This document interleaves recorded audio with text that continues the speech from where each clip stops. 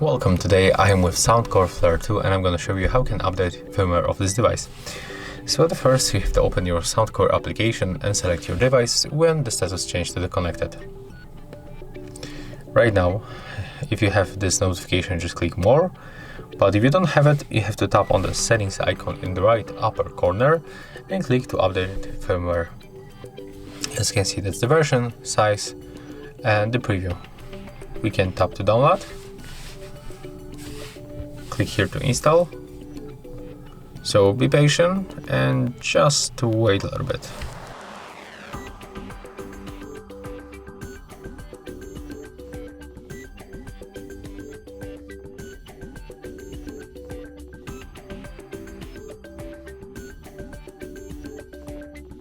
Okay, so as you can see, the download is finished.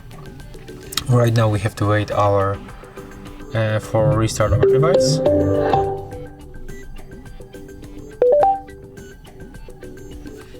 Tap right here,